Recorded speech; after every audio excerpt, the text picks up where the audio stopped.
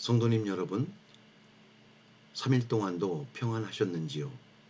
오늘 하나님의 말씀 여호수아 4장 1절부터 끝절까지 함께 읽어가면서 무슨 말씀을 하셨나? 그때 당시 요단강을 건너면서 이스라엘 백성들에게 어떤 일이 있었고, 그 이스라엘 백성들에게 있었던 일이 오늘 저와 우리 성도님들이 사는 이 시대에 무엇을 요구하시는지 한번 더듬어보는 그런 귀한 시간으로 갖고자 합니다. 1절 말씀에 보니까 백성들이 요단을 건너가기를 다 마치고 여호와께서 여호수아에게 말씀합니다. 이제 너 각 지파 12지파에서 한 사람씩 택하여 요단강 가운데 제사장들의 발이 굳게 선 그곳에서 12돌을 택하여 그것을 가져다가 너희들이 오늘 밤 유숙하는 그곳에 두어라, 이렇게 말씀하고 있습니다. 너희들이 유숙할 곳, 잠자고 일어나는 곳에 두어라, 이렇게 말씀하는데 거기에 어떤 돌이냐? 요단강 한가운데 제사장들이 언약궤를 메고 우뚝 선 바로 그곳에서 돌을 가져다가 너희들이 유숙한 곳에 갖다 놓아라, 이렇게 말씀하고 있습니다.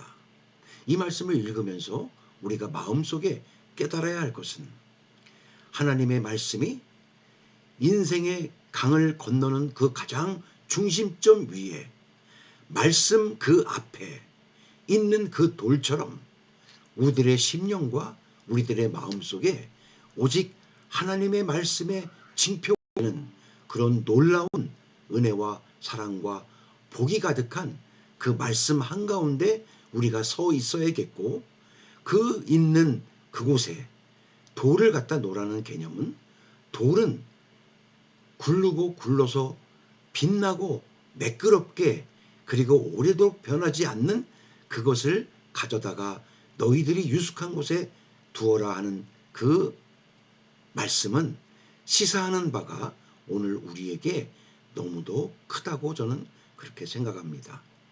그래서 저희들은 항상 언제 어디서든지 하나님의 말씀이 우리에게 들리고 계시고 지금 이 시간도 우리에게 하나님께서 함께 하시다는 것을 우리가 깨닫고 사는 것이 얼마나 중요한지를 일러주는 말씀입니다.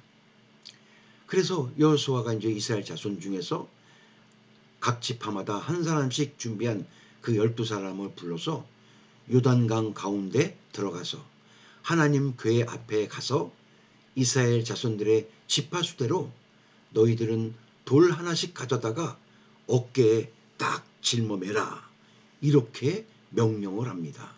이것이 너희들의 표징이 되리라. 뭐예요? 믿음의 표징, 하나님이 함께 하셨던 표징, 하나님이 직접 우리와 함께 강을 건너며 우리 속에 임재하셨던 하나님인 걸 너희들이 이것을 표적을 가지고 살아라, 그것을 어깨에 매라, 이렇게 명령을 합니다. 이 말씀을 가만히 보면요, 하나님께서 여호수아에게 그대로 하신 그 말씀을 지금 이스라엘 12지파에게 하나님의 말씀 앞에 가서 여호와의 궤 앞에 가서 하나님이 임재하신 곳 그 앞에 가서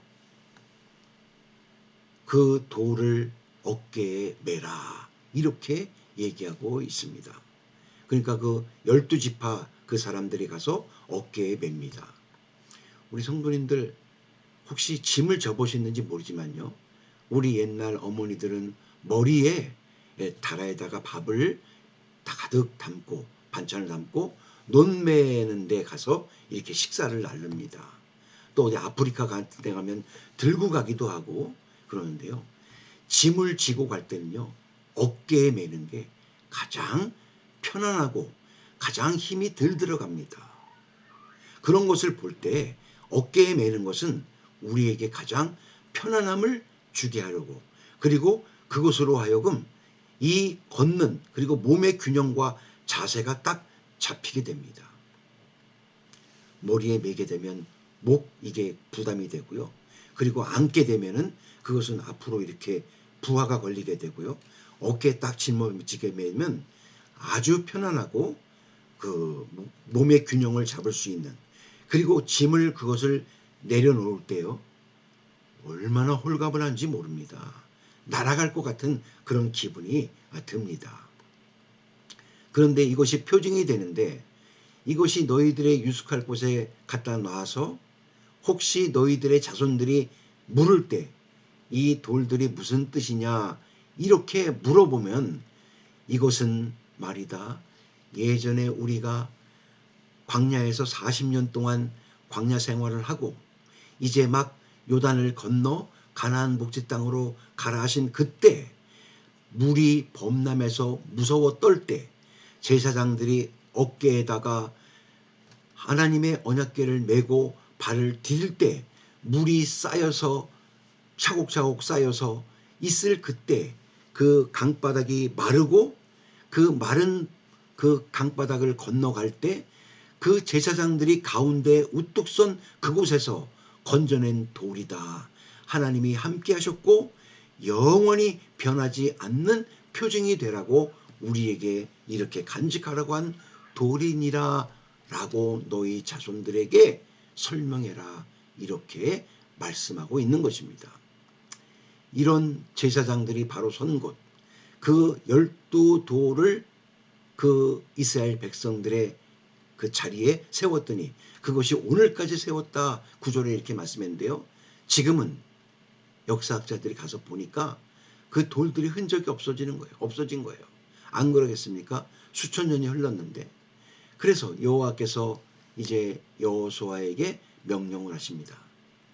하나님께서 백성에게 말하게 하신 일, 즉 다시 말해서 모세가 여호수아에게 명령한 일이 다 마치기까지 궤를 맨 제사장들이 요단 가운데 서 있고 백성은 속히 건넌 이 사건, 이 백성이 건너기를 마친 후에 연합교회 제사장들이 백성의 목전에서 이렇게 건넜던 것, 이런 모든 것들을 다 기억하게 하고 12절에 보니까요 어떤 말씀이냐면, 말씀을 드렸지만 루벤 자손과 갓 자손과 므낫세 지파의 반, 그들이 모세가 그들에게 이른 것 같이 무장하고 이스라엘 자손들보다 먼저 앞서가서 건너가서 그 한 4만 명 가량이 이제 여호와 앞에서 건너가 나머지 지파들을 위해서 싸우려고 여리고 평지에 서 있었다, 이렇게 말씀합니다. 그 광활한 평지 위에 동서남북 다 펼쳐지고 쳐다볼 수 보면은 다 보이는 그곳에서 이스라엘 백성들을 지키려고 거기 싸우려고 서 있었다. 놀라운 일입니다. 뭔가 엄폐물이 있어야 뭐 산등성이라든지 수풀이라든지 큰 나무들이 막 빼곡한다든지, 그런데 숨어 있어야 적과 싸우기 유리할 텐데 동서남북으로 훤히 트인 곳에 우두커니 그 4만 명가량의 병사가 서 있는 건 목숨을 이미 내놓은 상태나 마찬가지입니다. 이 사람들이 하나님이 나머지 지파를 위해서, 나머지 백성들을 위해서, 하나님의 백성과 나라를 위해서 그 평지에 딱 서 있는 겁니다. 여호와께서 이 모든 이스라엘의 목전에서 여호수아를 아주 크게 하셨다. 그가 생존하는 동안에 백성이 그를 두려워하기를 모세를 두려워하던 것 같이 하였다, 이렇게 기록되어 있는 겁니다. 자, 말씀을 한번 짤막하게 정리해 볼까요? 이스라엘 백성들이 요단을 건너와서 이제 막 가나안 복지 땅에 가는데, 이제 하나님께서 모세가 명하신 그 이스라엘 지파들에게, 루벤과 갓과 그 므낫세 지파, 그 지파들에게 너희들은 이 지치고 힘든 백성들을 위하여 먼저 가나안 땅에 가서 그 넓은 평지에서 누가 혹시 쳐들어오거든 그들을 막아내려고 너희들은 거기에 서 있어라. 목숨을 담보할 수 있는 그 장소에 딱 서 있는 거기에 하나님의 말씀대로 순종하며 사는, 그리고 순종케 했던 여호수아에게 큰 이적, 다시 말해서 여호수아가 힘이 있고 능력이 있는 게 아니라 힘 있는 하나님께서 여호수아 뒤에서 함께 있는 것을 알게 하시고, 또 여호와 하나님은 이 여호수아가 마치 큰 능력이나 있는 것 마냥 백성들이 크게 놀라 여호수아에게 더 순종하게 만드시는 이런 질서의 하나님, 여호와 그리고 모세, 여호수아, 이렇게 연결되는 질서 속에 하나님께서 이스라엘 백성들을 이끄시는 모습을 볼 수가 있는 겁니다. 16절에 보니까요, 증거궤를 맨 제사장들에게 명령하여 요단에서 이제 올라오게 하신 겁니다. 지금 상황을 다시 한번 설명합니다. 여호수아가 제사장들에게 명령해서 요단에서 올라오게 하니까 이 언약궤를 맨 제사장들이 요단 가운데서 그 발바닥으로 육지를 밟는 동시에 요단물이 본 곳으로 도로 흘러서 전과 같이 언덕에 넘쳤더라.